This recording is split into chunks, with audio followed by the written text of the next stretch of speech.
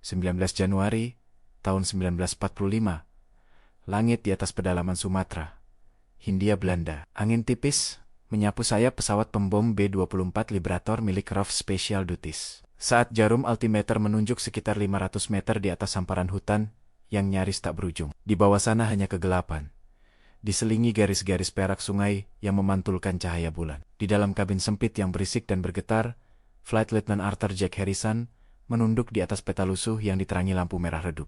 Tangannya yang bergetar halus karena dingin dan adrenalin mengikuti alur sungai Batanghari yang melintasi tengah Sumatera. Di sampingnya navigator, Flying Officer Raymond Collins mengintip jam tangan dan kompas dengan cermat. 5 menit lagi ke titik drop, ujar Collins. Suaranya nyaris tenggelam oleh deru 4 mesin Pratt dan Whitney. Anda seakan bisa merasakan bau bahan bakar pesawat, rasa logam di udara, dan getaran halus di lantai kabin. Di belakang, di bagian fuselase yang gelap, 4 sosok duduk saling berhadapan di bangku lipat. Masing-masing dengan paras tegang, namun berusaha tampak tenang. Mereka bukan penerbang. Mereka adalah penumpang rahasia orang-orang yang, jika tertangkap, tidak akan dihitung sebagai prajurit resmi. Misi malam itu sangat jelas, tapi nyaris mustahil, menyelundupkan tim agen Inggris ke pedalaman Sumatera untuk menghubungi jaringan pejuang lokal dan membangun intelijen melawan Jepang. Nama operasi ini tidak akan pernah muncul di koran manapun. Di dokumen resmi, ia mungkin hanya disebut dengan kode dingin dan kering. Salah satu operasi Special Operations Eksekutif Swedi Hindia Belanda. Di bagian tengah kabin, salah seorang agen membungkuk, merapikan tali parasutnya. Kapten Leonard Land Marshall, perwira intelijen Inggris, berusia 32 tahun. Memeriksa sekali lagi kelengkapannya. Pistol Colt 45 di pinggang. Kompas kecil di kantong dada. Tablet SIA di dalam kapsul logam tipis yang disematkan di tali dokteknya. Di sebelahnya duduk seorang pria berwajah Asia, dengan mata tajam yang memperhatikan setiap gerakan kru. Namanya Ahmad Syafi'i, mantan perwira KNIL kelahiran Sumatera, yang kemudian menjadi penghubung utama antara Inggris dan jaringan bawah tanah pribumi. Di seragam lompatnya yang tanpa tanda pangkat, hanya ada satu hal yang menonjol. Semacam lencana kain kecil bergambar harimau, melompat tanda sandi yang hanya berarti sesuatu bagi mereka yang tahu. Kau hafal kode sandinya? Tanya Marshall pelan, menoleh ke Ahmad. Ahmad mengangguk sekali. Jika berhasil mendarat di dekat muara Tembesi, aku akan cari orang dengan kata sandi kopi dari utara. Jawabannya harus pahit, tapi merdeka, ujarnya. Marcel menghela napas singkat. Jawaban itu terdengar sederhana, hampir seperti guyonan pasar. Tapi ia tahu, satu jawaban salah bisa berarti semua orang di pesawat ini mati bukan oleh Jepang, tapi oleh tangan penduduk yang tak percaya. Di dekat pintu belakang yang sudah setengah terbuka, udara malam menerobos masuk, dingin dan lembab. Deru mesin bercampur dengan suara kain parasut yang berdesis halus saat diperiksa ulang oleh Rigor. Lampu kecil di dekat pintu, yang menjadi penanda drop, masih menyala hijau redup. Di luar, Sumatera 1945 adalah dunia yang hampir tak tersentuh. Hutan rimba, rawa-rawa, dan desa-desa kecil yang bersembunyi di antara ladang dan sungai. Tapi di balik ketenangan alam itu, Jepang membangun jaringan garnison, pos polisi militer Kempetai, dan mata-mata lokal yang dipaksa bekerja. Setiap gerakan mencurigakan bisa berujung eksekusi di alun-alun desa. 2 menit, teriak pilot lewat intercom. Suara itu memantul di seluruh kabin. Degup jantung terasa naik 1 tingkat. Anda seolah melihat segala sesuatu menjadi lebih tajam. Gesekan sepatu di lantai metal. Bunyi klik gesper parasut. Napas berat di balik masker oksigen yang dilepas satu persatu. Di luar, bulan separuh menggantung di langit tropis. Di bawah sayap kiri pesawat, samar-samar tampak patahan sungai berkelok yang menjadi patokan lokasi. Navigator mengonfirmasi dengan cepat. Komandan, kita berada tepat di atas sektor yang diminta SOE.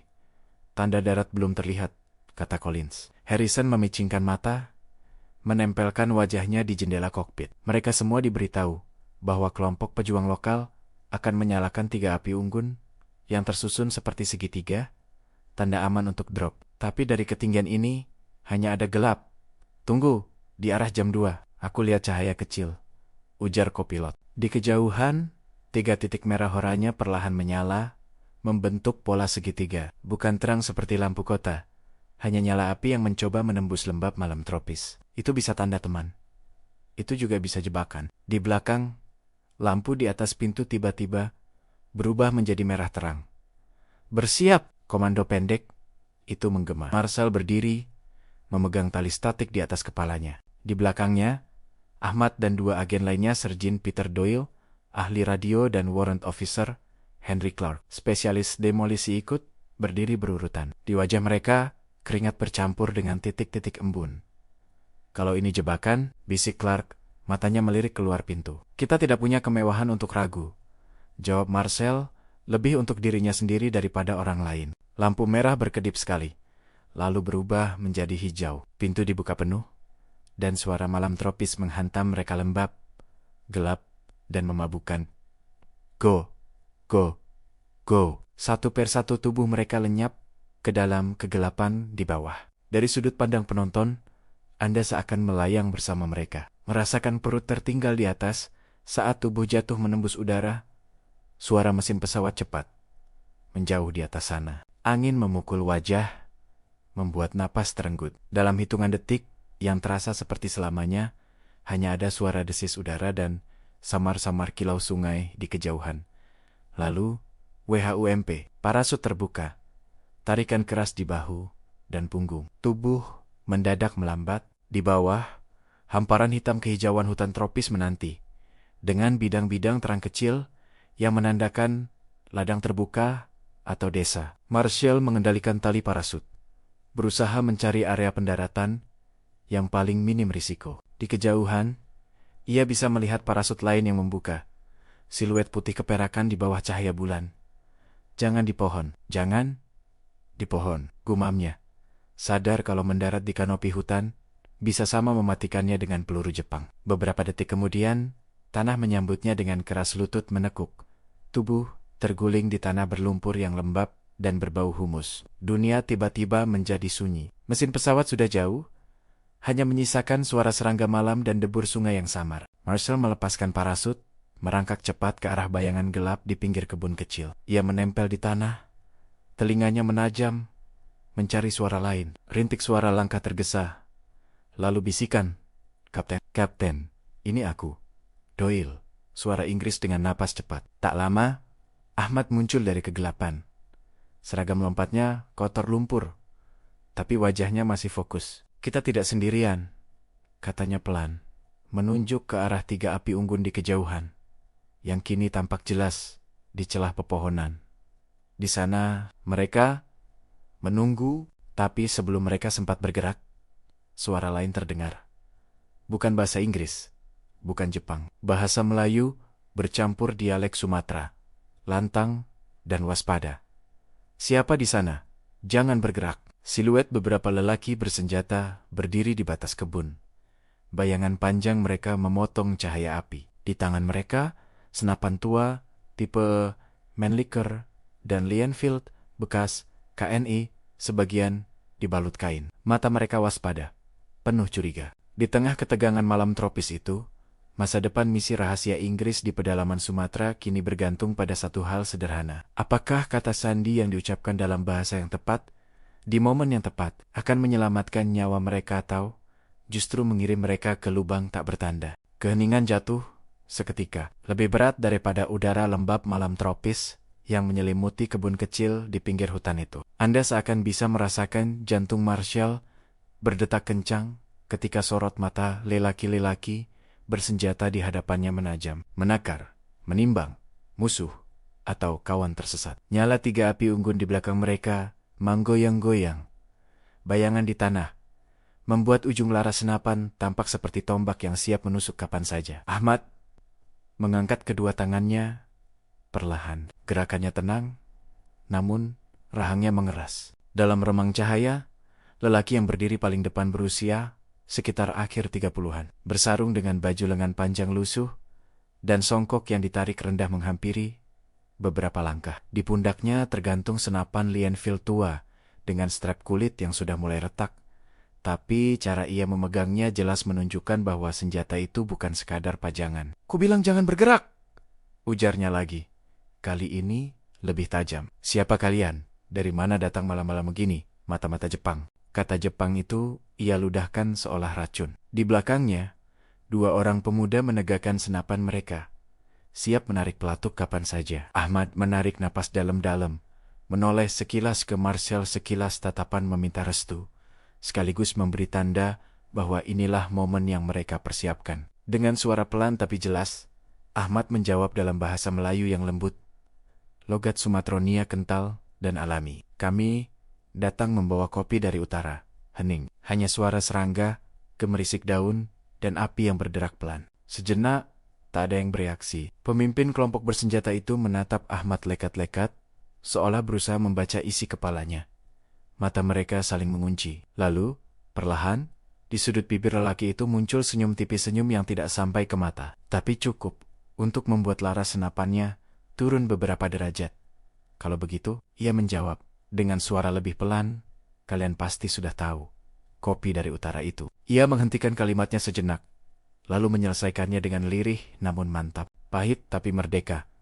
Tarikan napas lega yang nyaris tak terdengar lolos dari dada Marshall. Di belakangnya, Doyle menurunkan sedikit sikap waspada, sementara Clark mengendurkan genggaman pada senjata yang masih diikat di dadanya. Kata sandi lengkap, pola yang sempurna, tanda bahwa api unggun itu bukan jebakan. Pemimpin kelompok itu mendekat. Kini jaraknya hanya beberapa langkah dari Ahmad. Dari dekat, terlihat wajahnya yang keras, berjanggut tipis, dan mata yang lelah, namun menyala. Ia mengulurkan tangan. Namaku Ibrahim, katanya singkat. Orang sini panggil aku Dato Ibrahim. Kami yang diminta menunggu kiriman dari langit ini. Tatapannya kemudian beralih ke Marshall, yang berdiri setengah tegak, sambil menepok-nepok lumpur dari seragam lompatnya. Jadi, kau ini orang Inggris yang katanya mau bantu kami usir Jepang. Marshall melangkah ke depan. Di bawah cahaya api, insignia benderanya tak terlihat seragam lompat. Sengaja dibuat nyaris tanpa tanda. Hanya sosoknya yang tegak, dan mata birunya yang menatap lurus. Ia tahu, saat ini setiap kata yang ia ucapkan akan menentukan apakah kerjasama ini dibangun di atas rasa percaya, atau rasa curiga. Yes, Captain Leonard Marshall, British Army, ujarnya dalam bahasa Inggris. Lalu melirik Ahmad. Tolong terjemahkan. Tapi buat lebih halus.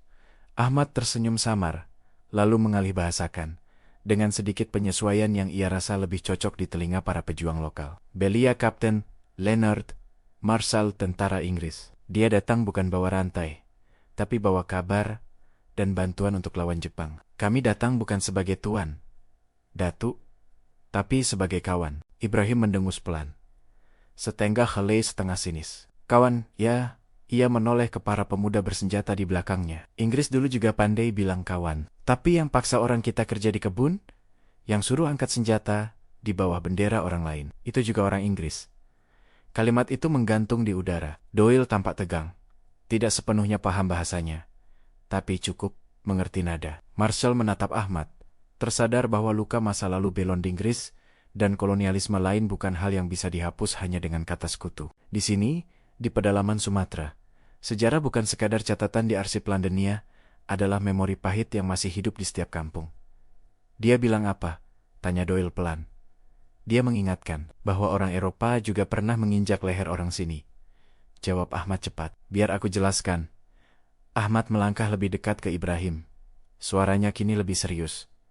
Datuk, aku tahu. Aku dulu perwira KNIL.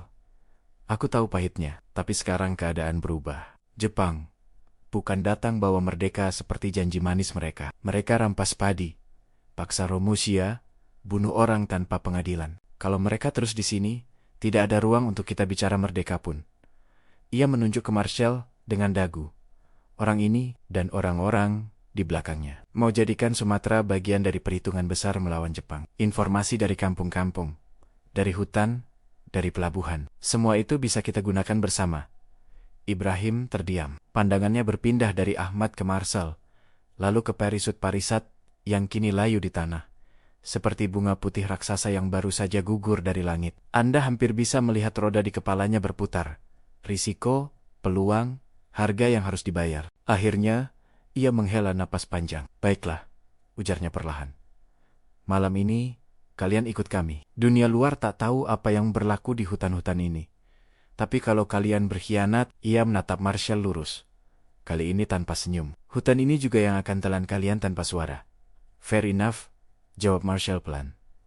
Tak lama kemudian, kelompok itu bergerak. Parasut dilipat sekadarnya.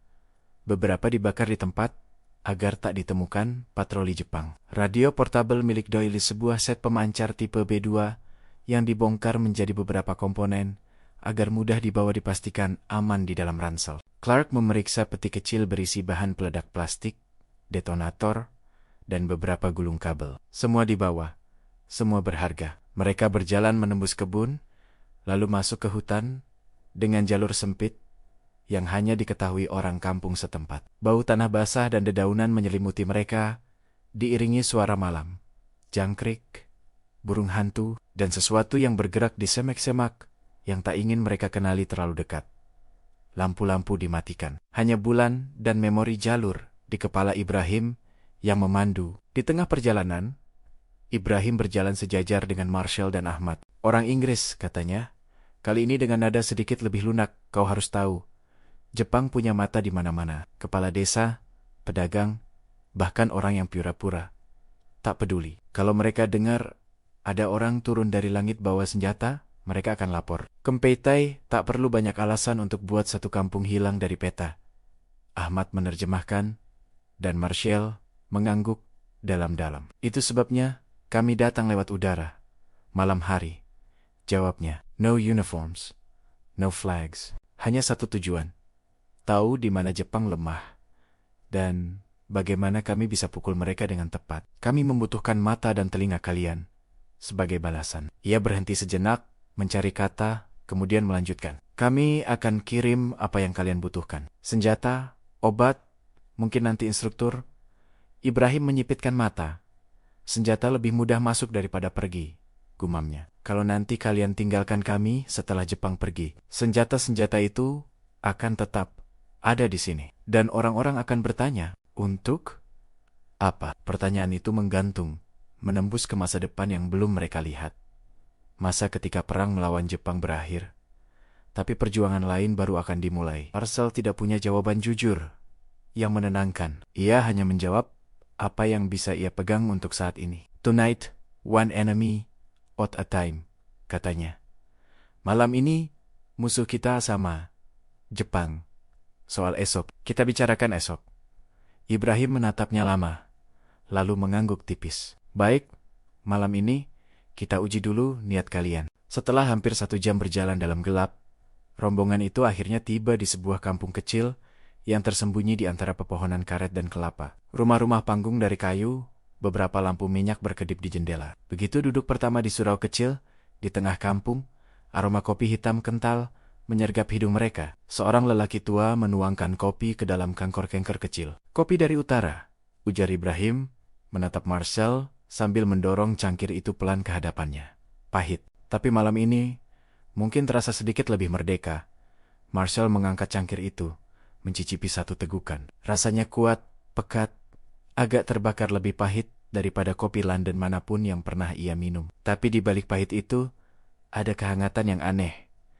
Semacam pengakuan bahwa mulai malam ini, nasib orang-orang dari negeri yang berbeda, bahasa yang berbeda, dan luka sejarah yang berbeda, kini saling terikat di satu medan yang sama. Di luar, jauh di kejauhan, suara samar mesin truk Jepang melintas di jalan tanah utama, tak menyadari bahwa di dalam hutan yang mereka anggap jinak sedang lahir sebuah aliansi baru rapuh, penuh kecurigaan, tetapi mematikan jika diarahkan dengan tepat. Pagi pertama di kampung tersembunyi itu datang tanpa trompet, tanpa sirene. Hanya cahaya matahari yang menyusup perlahan di antara daun kelapa dan karet, menyingkapkan wajah sebenarnya dari tempat yang semalam hanya tampak sebagai bayang-bayang. Ajam berkokok, anak-anak kecil berlari di antara rumah panggung, dan bau nasi yang sedang ditanak naik dari dapur kayu. Di permukaan, semuanya tampak seperti kampung biasa di Sumatera. Tapi Anda, sebagai penonton, tahu, di balik ketenangan itu, malam tadi langit telah melahirkan sesuatu yang bisa mengubah jalannya perang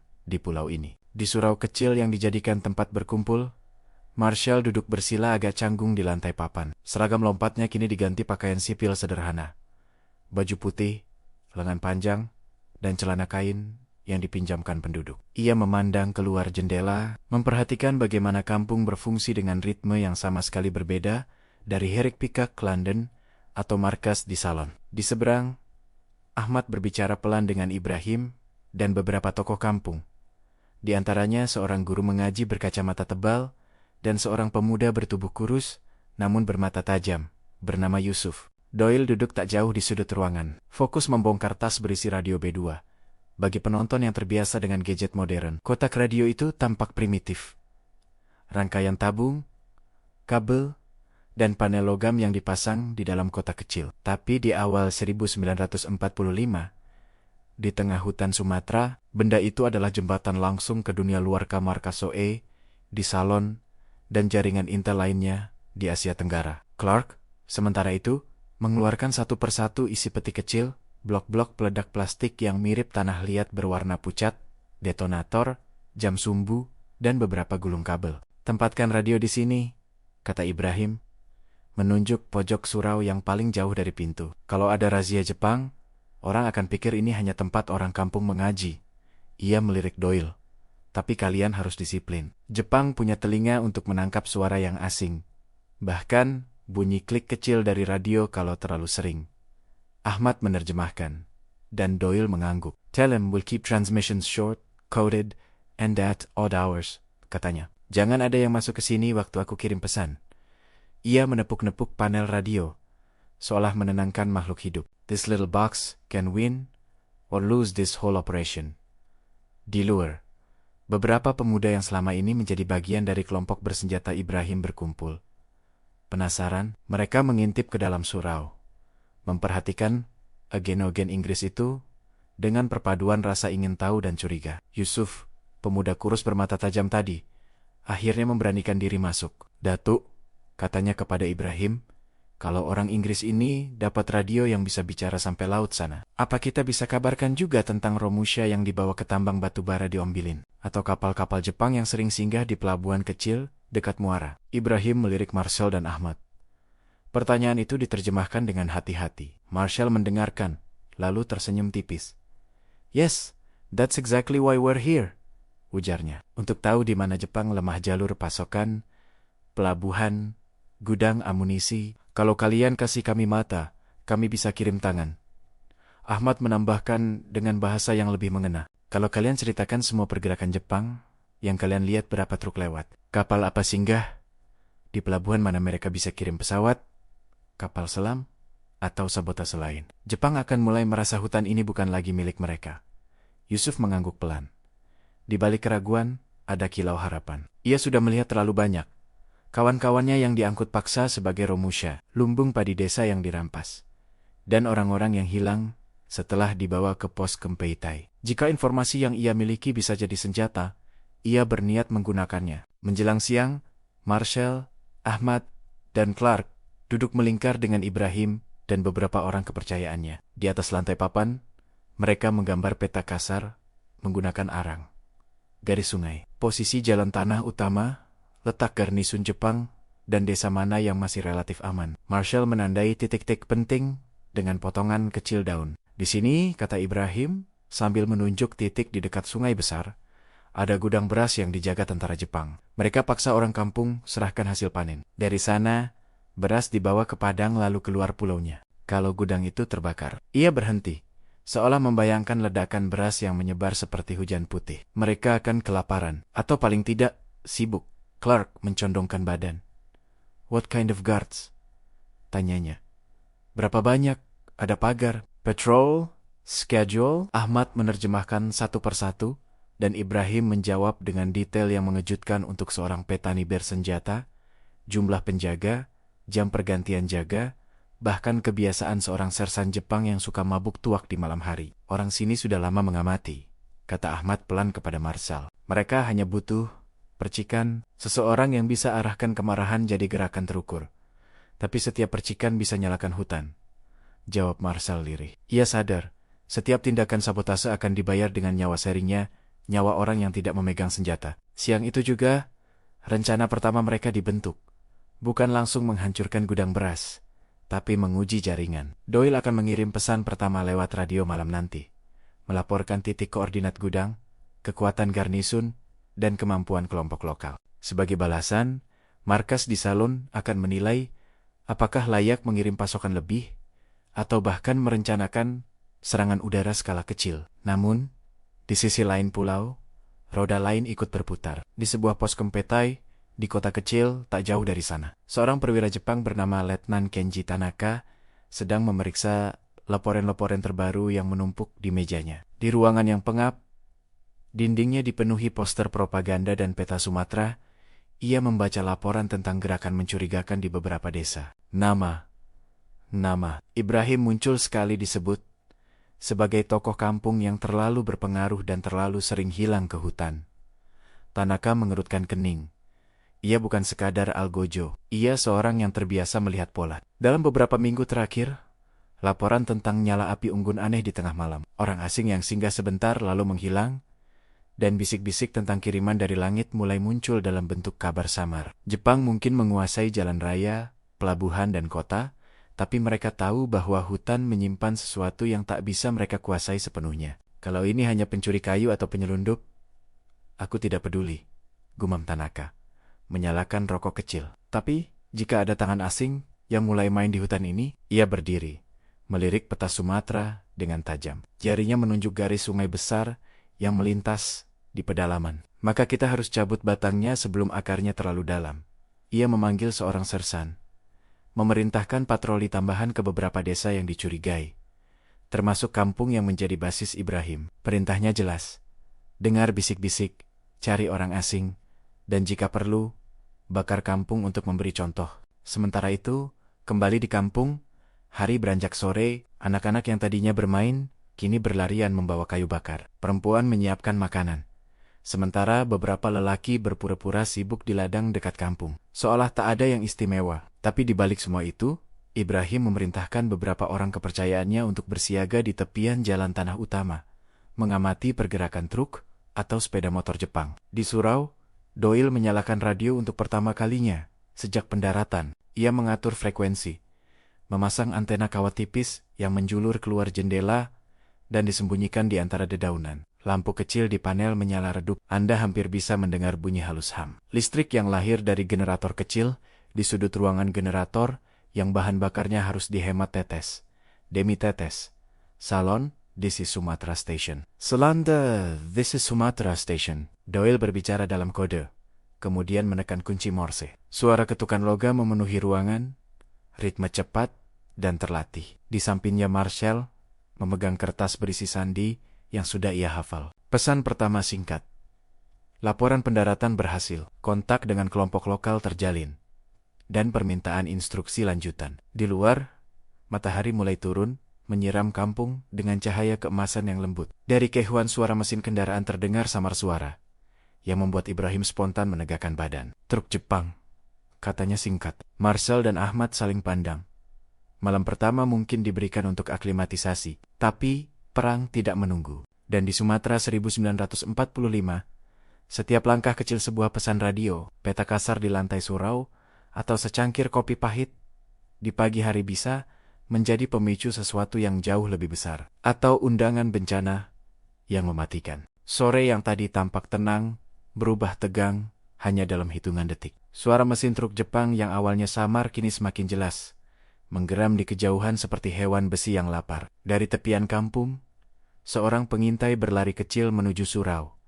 Napasnya tersengal. "Datu," serunya dari pintu, menahan diri agar tidak terlalu keras. Dari arah jalan besar, satu truk, mungkin dua. Bendera matahari terbit. Mereka pelan, seperti cari sesuatu. Wajah Ibrahim mengeras. Ia menoleh cepat ke arah Marshall dan Ahmad. Sekilas, seluruh rencana jangka panjang yang mereka bicarakan siang tadi terasa rapuh dibandingkan suara mesin yang mendekat itu. Jepang tidak menunggu. Mereka jarang datang tanpa alasan. "Matikan radio," kata Ibrahim cepat. Doyle langsung memutar tombol, memutus aliran listrik ke tabung radio. Ruangan seketika hening, hanya tersisa detak jantung masing-masing. Antena kawat tipis dibiarkan menggantung di luar, tampak seperti tali biasa dari kejauhan. Clark bergerak sigap, menyapu sisa-sisa peralatan yang terlalu mencolok ke bawah kain dan karung. "Kalau mereka datang ke kampung ini, apa alasan mereka?" tanya Marshall dengan suara rendah. Ahmad menerjemahkan cepat. Ibrahim menghela napas pendek. "Mereka bisa bilang apa saja," ujarnya. Cari beras, cari Romusha, cari orang yang tak mau tunduk, atau cari orang yang katanya datang dari langit. Tanpa buang waktu, Ibrahim memberi perintah singkat. Beberapa pemuda bersenjata menghilang melalui pintu belakang surau, menyebar di antara rumah panggung. Mereka menyembunyikan senjata di kolong-kolong rumah, hanya menyisakan satu atau dua yang tampak seperti senapan berburu biasa. Di Sumatera yang diduduki Jepang, perlawanan hidup bukan dengan senjata di tangan, tapi dengan kemampuan menyaru. Kalian, Ibrahim menunjuk Marcel, Ahmad, Doil, dan Clark. Di sini saja. Kalau ditanya, kalian orang kampung dari seberang sungai, datang untuk majelis mengaji. Yang bicara hanya Ahmad. Orang asing, diam. Kata diam itu bukan sekadar instruksi, itu garis hidup. Beberapa menit kemudian, truk itu berhenti di pinggir kampung. Dari surau, Anda seakan bisa merasakan vibrasi mesin yang merayap lewat tanah. Suara pintu besi dibanting, langkah sepatu bot mengentak tanah, dan perintah keras dalam bahasa Jepang menggema. Anak-anak yang tadi bermain kini menghilang ke balik pintu ibu-ibu, menarik mereka masuk. Kampung yang tadi riuh seketika menjadi panggung bisu. Letnan Kenji Tanaka turun dari truk, seragamnya rapi, pistol Nambu tergantung di pinggang. Matanya menyapu kampung dengan tatapan yang terlalu tenang untuk seseorang yang membawa kekuasaan absolut. Di sampingnya dua sersan dan beberapa prajurit bersenjata Arisaka berdiri siap. Semua kepala keluarga, keluar, teriak salah satu sersan dalam bahasa Melayu patah-patah. Cepat! Baris di depan rumah besar. Ibrahim melangkah ke depan. Wajahnya datar. Rumah panggung terbesar di kampung milik seorang saudagar, yang kini banyak hartanya, disita menjadi tempat berkumpul. Satu persatu, lelaki dewasa, berdiri berbaris. Sebagian menunduk, sebagian menggenggam tangan erat-erat. Dari surau, Marcel mengintip lewat celah kayu, melihat bagaimana perang global yang digambar di peta kantor markas, kini menjadi sangat nyata di halaman sebuah kampung kecil. Tanaka berdiri di depan barisan, tangannya memegang daftar. Beberapa minggu terakhir, katanya pelan, diterjemahkan oleh sersan di sebelahnya, kami dengar ada orang yang suka main api di hutan. Api unggun di jam yang bukan untuk berburu. Orang yang suka hilang ke rimba. Kami juga dengar, ada kabar dari langit. Ia mengangkat wajah, menatap satu persatu. Kalian pikir tentara kekaisaran bodoh? Dada Marshall mengencang. Kata-katanya tadi, kiriman dari langit, ternyata bukan hanya simbol manis di kalangan rakyat. Ia juga menjadi rumor yang sampai ke telinga Kempeitai. Ibrahim melangkah sedikit ke depan. Tuan, katanya dengan hormat tapi tanpa tunduk berlebihan, kami orang kampung, kami hanya cari makan. Kalau ada api unggun di hutan, mungkin orang hilang arah atau pemburu babi.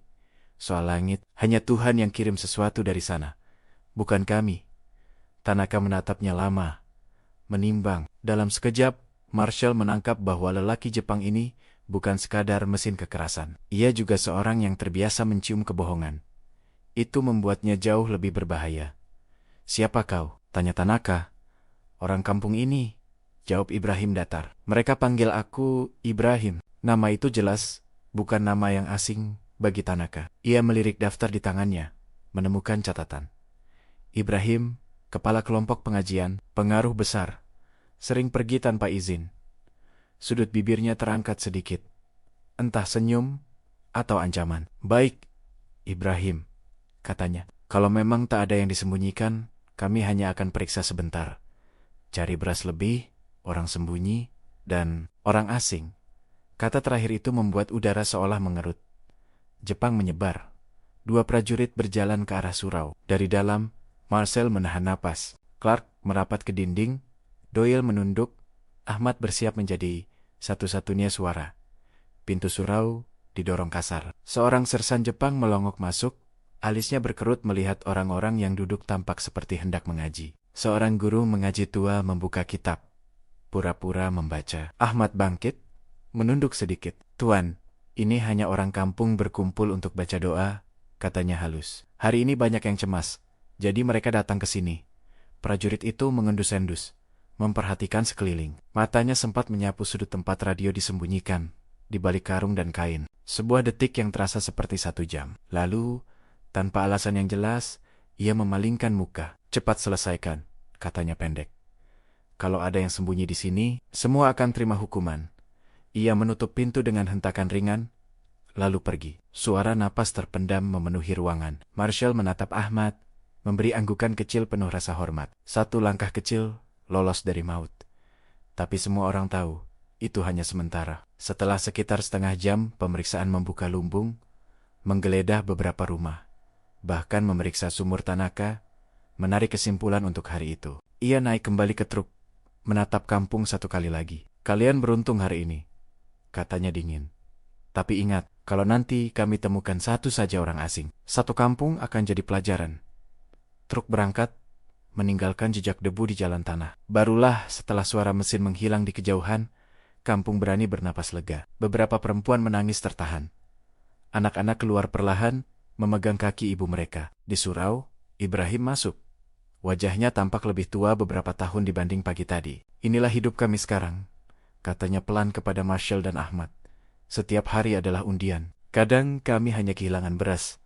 Kadang orang Marshall memandangnya lama. We can't let them keep doing this, ujarnya lirih. Kita harus kirim pesan bahwa hutan ini, kampung ini, bukan sepenuhnya milik Jepang. Selain radio dan peta, malam ini mereka memutuskan satu hal. Ujian pertama, bukan langsung menghancurkan gudang beras besar, tapi mengirim sinyal. Clark mengusulkan target yang lebih kecil, tapi simbolis. Sebuah jembatan kayu di jalan suplai samping. Dipakai truk-truk kecil Jepang untuk menghindari jalan utama yang sering longsor. Jembatan itu mungkin bukan arteri besar, tapi cukup penting untuk mengganggu ritme pergerakan mereka. Kalau kita hancurkan jembatan itu, diam-diam, kata Clark sambil menggambar sketsa di lantai, mereka akan tahu ada tangan lain yang bergerak. Tapi kalau kita lakukan dengan bersih, tanpa jejak, mereka tidak akan tahu dari mana datangnya. Ibrahim mengangguk. Di dekat jembatan itu ada ladang karet milik orang kampung. Kita bisa pura-pura sedang sadap getah. Malamnya, kita perbaiki tiang jembatan. Malam itu, setelah kampung kembali tenang, sebuah tim kecil berangkat. Clark, Yusuf, dan dua pemuda lokal lain. Mereka membawa beberapa blok peledak plastik yang dibungkus seperti buntalan kain, detonator, dan jam sumbu. Langit di atas Sumatera kembali gelap. Hanya bintang-bintang yang menjadi saksi. Di sepanjang perjalanan, Yusuf menjelaskan detail medan. Jembatan itu dijaga kadang-kadang saja, katanya pelan. Mereka pikir, karena jauh dari kampung besar, tidak ada yang berani apa-apa. Tapi kami sudah lama perhatikan. Ada waktu ketika tak ada truk lewat berjam-jam. Sesampainya di jembatan, mereka bergerak cepat. Di bawah konstruksi kayu, air sungai mengalir pelan, memantulkan cahaya bintang. Clark mengikat peledak pada titik-titik kunci di struktur penyangga. Waktu sumbu? Tanya Yusuf. 2 jam dari sekarang, jawab Clark. Cukup waktu bagi kita untuk kembali ke kampung. Kalau ada yang dengar, mereka hanya tahu jembatan ini roboh, bukan siapa yang menyentuhnya. Saat Clark menyalakan jam sumbu, Anda hampir bisa merasakan perubahan halus di udara. Seolah malam sendiri menahan napas. Mereka meninggalkan jembatan itu seperti biasa, menyusuri jalur kecil kembali ke kampung. 2 jam kemudian, ketika kampung sudah tampak tertidur, dan hanya beberapa orang yang masih terjaga di surau. Suara ledakan jauh menggema dalam, tertahan, lalu diikuti gemuruh kayu yang patah. Burung-burung malam terbang panik. Anjing menyalak. Marshall berdiri dari duduknya, menatap gelap ke arah asal suara. Ia tak perlu peta untuk tahu. Jembatan itu kini tinggal puing. Beberapa hari berikutnya, laporan yang sampai ke pos Tanaka menyebutkan keruntuhan jembatan karena struktur rapuh dan arus sungai. Namun, prajurit yang pernah bertugas sebagai tukang kayu berbisik kepada kawannya. Ini bukan kerja sungai, ini kerja manusia yang tahu apa yang mereka lakukan. Di sisi lain, balasan dari salon akhirnya datang ke radio kecil di surau kampung. Ketika Doyle menerjemahkannya bersama Marshall, satu kalimat menonjol di antara sandi-sandi dingin itu, Local Network Promising. Prepare for supply drop. Possible expansion of operations untuk Ibrahim dan orang-orang kampung. Itu berarti satu hal. Apa yang semula mereka kira hanya kopi pahit dari utara, kini mulai terasa seperti sesuatu yang lain campuran, antara harapan, risiko, dan api yang jika tidak dijaga, bisa membakar lebih banyak dari sekadar gudang Jepang. Malam untuk penurunan kiriman senjata pertama datang tanpa tanda khusus bagi dunia luar. Tapi bagi kampung kecil di pedalaman Sumatera itu, udara seolah menahan napas. Langit bersih penuh bintang, dan angin yang bertiup dari arah pegunungan membawa aroma tanah basah dan dedaunan. Di pinggir sebuah ladang karet yang cukup lapang namun tersembunyi oleh dinding hutan, siluet manusia bergerak tanpa suara. Ibrahim berdiri di tepi ladang, sorot matanya menembus gelap. Di sampingnya Marshall mengecek lagi jam di pergelangan tangannya, sementara Doyle memegang senter kecil dengan penutup merah, siap memberi sinyal bila terdengar suara mesin dari atas. Jam berapa mereka bilang? Tanya Ibrahim pelan. Between 2300 and 0100, jawab Marshall, hampir berbisik. Mereka tidak bisa terlalu tepat. Cuaca, rute patroli udara Jepang, semua bisa ubah jadwal. Ahmad menerjemahkan dengan singkat. Di belakang mereka, Yusuf dan beberapa pemuda kampung berdiri tegang, masing-masing memegang bambu runcing atau senapan tua. Bagi mereka, malam ini bukan sekadar menunggu kiriman dari langit. Ini adalah ujian, apakah janji Inggris lewat radio itu nyata, atau hanya bayangan. Beberapa menit berlalu, terasa seperti berjam-jam. Lalu, tiba-tiba, sebuah suara samar datang dari kejauhan. Dengung mesin pesawat, pelan, terputus-putus, seolah berusaha menyatu dengan angin malam. Kepala-kepala mendongak. Doyle melepas penutup merah senter dan mengarahkan cahaya lemah ke langit. Lalu menyilaukannya 3 kali, sesuai jadwal sinyal. Di atas sana, sebuah bayangan pesawat bermesin ganda melintas, bukan besar seperti pembom berat, tapi juga bukan pesawat kecil. Dari sudut pandang penonton, Anda hampir bisa membayangkan pilot di kokpitnya membaca koordinat, melihat kilap samar cahaya merah dari bawah, dan mengangguk dalam hati. Pintu kargo kecil di bawah badan pesawat terbuka. Beberapa objek gelap berderet jatuh, masing-masing dengan parasut putih yang mengembang terlambat, seperti bunga yang mekar di udara. "Turun!" seru Yusuf pelan, tak menyembunyikan kagumnya. Paket-paket itu mendarat satu persatu di ladang dan pinggiran hutan, menimbulkan bunyi gedebuk pelan di tanah. Begitu suara mesin pesawat menjauh, orang-orang bergerak. Mereka memadamkan senter, hanya menyisakan cahaya bintang dan beberapa pelita jauh di kampung. Dengan sigap, parasut-parasut dilipat, peti-peti kayu diseret ke tempat yang lebih teduh. Clark berlutut di depan salah satu peti, mengambil linggis kecil dan mulai membukanya. Paku-paku kayu tercabut pelan, papan terungkit, dan isi peti memperlihatkan diri. Marshall menyaksikan dengan napas tertahan. Ibrahim mencondongkan badan. Yusuf menelan ludah. Di dalamnya tersusun rapi, senapan stand terlipat tanpa popor besar, magazin-magazin panjang yang penuh peluru, beberapa peti kecil amunisi kaliber 9 mm, dan di sudut beberapa bungkus kain berisi tablet obat, perban, serta morfin. Senjata-senjata itu tampak dingin. Logamnya berkilat, redup di bawah cahaya bintang. Ibrahim memegang satu senapan stand, mengangkatnya dengan hati-hati. Ringan, gumamnya. Lebih kecil dari senapan Belanda, tapi kelihatannya lebih rakus. "Very simple, very deadly," kata Clark pendek. Ahmad menerjemahkan sambil menyunggingkan senyum tipis. "Senapan ini dibuat untuk perang macam begini. Datuk, hutan, jalan sempit, perang jarak dekat.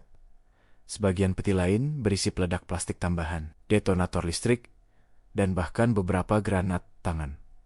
Marshall menandai semuanya di catatannya. Semakin ia menulis, semakin jelas baginya bahwa ini bukan lagi misi kecil. Markas di salon tidak akan mengirim sebanyak ini kalau mereka tidak berencana menjadikan jaringan Ibrahim sebagai salah satu simpul utama operasi Sumatera. Namun, seperti semua bentuk hadiah di tengah perang, kiriman itu tidak datang tanpa konsekuensi. Beberapa hari setelah drop pertama, laporan dari orang-orang kampung di hilir membawa kabar pahit. Letnan Tanaka mulai menggencarkan patroli.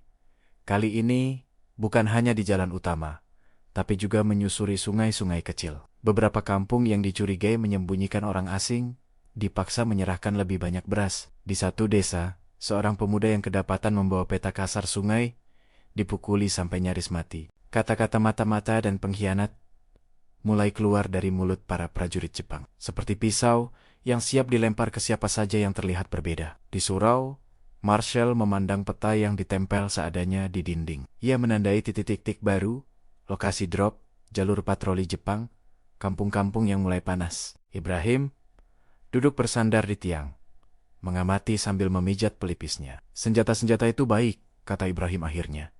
"Tapi lihat sekeliling, Kapten. Setiap senjata yang datang juga membawa bayang-bayang kematian bagi orang yang bahkan tidak tahu cara menggunakannya. Marcel terdiam sejenak. Perang selalu begitu, Datuk, jawabnya pelan. Tapi tanpa senjata, kalian hanya jadi sapi untuk digiring kemana mereka mau. Ahmad menerjemahkan, tapi ia menambahkan dari dirinya sendiri. Kalau kita tidak bergerak sama sekali, kita mati pelan-pelan. Kalau kita bergerak, mungkin kita mati cepat. Tapi setidaknya kita punya pilihan. Datuk, Yusuf, yang duduk tak jauh, mengepal tangan. Aku sudah lihat teman timengku diangkut sebagai Romusha. Mereka tidak punya senjata. Mereka juga mati.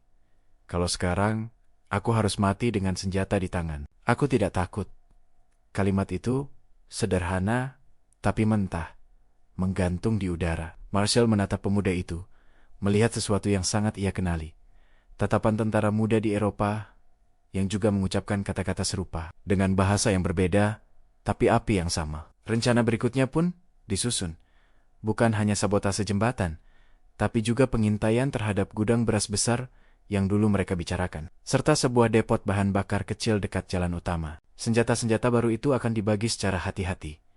Ibrahim memastikan tidak semua pemuda mendapat stand sekaligus. Sebagian tetap memakai senapan lama. Sebagian lagi bahkan hanya memegang bambu runcing. Bukan karena aku pelit, jelasnya pada Marshall, tapi karena aku tahu kalau semua orang bersenjata tanpa kepala yang jelas. Besok kita perang antar kampung sendiri. Namun, bayang-bayang serangan balasan. Jepang benar-benar datang lebih cepat dari yang mereka perkirakan. Pada suatu pagi yang berkabut, ketika kabut masih menggantung di atas sungai, seperti tirai tipis, seorang penghubung berlari terpingkeng-pingkeng ke kampung. Nafasnya memburu, pakaiannya berlumur lumpur. "Datu! Datu Ibrahim!" teriaknya dari tengah lapangan kampung. Kampung Koto Baru. Diserang Jepang, mereka bilang. Ada yang lapor, ada orang asing lewat sana. Ibrahim bangkit dari duduknya. Darahnya seperti disambar petir. Koto Baru bukan kampung jauh. Hanya beberapa jam jalan kaki melalui jalur setapak dan kebun. Beberapa hari sebelumnya, salah satu tim kecil yang membawa pesan dan obat memang melewati pinggiran desa itu. Tapi mereka tidak berhenti lama. "Berapa orang?" tanya Ibrahim tegas. "Banyak, Datuk. 2 truk, mungkin lebih. Mereka bakar lumbung, pukul laki-laki, tarik beberapa orang ke truk. Ada yang bilang mereka cari orang yang turun dari langit." Di titik itu, retak pertama dalam kepercayaan muncul. Halus tapi nyata. Beberapa wajah di kampung menoleh sekilas ke arah surau, ke tempat Marcel dan tim Inggris berkumpul. Tidak ada yang berteriak, tidak ada yang menunjuk, tapi Anda sebagai penonton bisa merasakan perubahan suhu di ruangan itu. Malamnya, ketika kampung sudah lebih tenang, Ibrahim mengumpulkan beberapa tokoh dan Marshal di surau. Lampu minyak berkedip, bayangan wajah mereka tampak panjang di dinding. "Aku perlu bicara jujur," kata Ibrahim, menatap Marshal lurus. "Sejak kalian datang, kami merasa ada harapan baru, tapi hari ini kampung lain bayar harga untuk gerakan yang mereka bahkan tidak tahu sepenuhnya." Ia berhenti sejenak, napasnya berat. "Aku tidak menuduh, tapi aku harus tahu, sampai sejauh mana orang-orangmu siap lindungi orang-orangku. Bukan hanya pakai radio dan senjata, tapi juga dengan nyawa?" Ahmad menerjemahkan tanpa mengurangi satupun tajamnya kalimat. Marshall merasakan itu menusuk, bukan ke tubuh, tapi ke sesuatu yang lebih dalam. Ke inti semua operasi rahasia yang pernah ia pelajari. Di setiap manual, tertulis, dingin local losses expected, strategic goals priority. Tapi di hadapannya kini bukan sekadar local assets. Mereka adalah Ibrahim, Yusuf, anak-anak di kampung yang ia lihat bermain setiap pagi. "Datuk," Marshall mengawali. Suaranya perlahan. "Kalau aku bilang tidak akan ada korban lagi, aku berbohong. Perang tidak bekerja begitu. Tapi kalau kau tanya apakah kami akan lari dan tinggalkan kalian ketika keadaan sulit, jawabanku juga tidak. What we start, we finish. Kalau radio kami ketahuan, kami yang akan berdiri di depan, bukan sembunyi di belakang kempung-kempung kalian." Ia berhenti, lalu menambahkan sesuatu yang tidak ada di manual manapun. "Kalau Jepang datang ke kampung ini dan mencium keberadaan kami tidak akan lari duluan. Aku janji." Ahmad menyampaikan kata janji itu dengan penekanan yang membuat semua orang di ruangan menoleh. Bagi orang kampung, Janji bukan hanya bunyi, ia adalah mata uang kehormatan. Ibrahim menatap Marshall lama, seolah menimbang bobot kata janji itu. Akhirnya ia menghela napas. Baik, katanya pelan. Kalau begitu, kita lanjut. Tapi mulai sekarang, setiap langkah harus diperhitungkan 2 kali. Bukan hanya untuk kalian punya perang, tapi untuk kami punya kampung. Ketegangan itu mereda, tapi tidak hilang. Di dasar hati, banyak orang. Pertanyaan itu tetap ada. Apakah kopi dari utara ini akan benar-benar membawa kemerdekaan? Atau hanya mengubah warna tangan yang menggenggam leher mereka? Beberapa hari kemudian, saat Marshall dan Clark sedang meninjau titik pengintaian dekat jalan utama bersama Yusuf, mereka melihat sesuatu yang membuat darah mereka dingin. Di tikungan jalan tanah, sebuah papan baru dipasang oleh Jepang. Di atasnya, dengan huruf besar-besar, dalam bahasa Jepang dan Melayu, tertulis, peringatan, siapapun yang membantu mata-mata musuh akan dihukum mati bersama keluarganya. Di bawah tulisan itu tergantung sebuah foto lusuh kualitasnya buruk, tapi cukup jelas. Seorang lelaki berkulit terang dengan seragam lompat tanpa tanda, melompat dari pesawat, parasut mengembang di belakangnya. Marshall memandang foto itu lama, rahangnya mengeras. Ia tidak ingat kapan foto itu diambil, atau apakah itu benar-benar dirinya. Tapi pesan foto itu sudah jelas.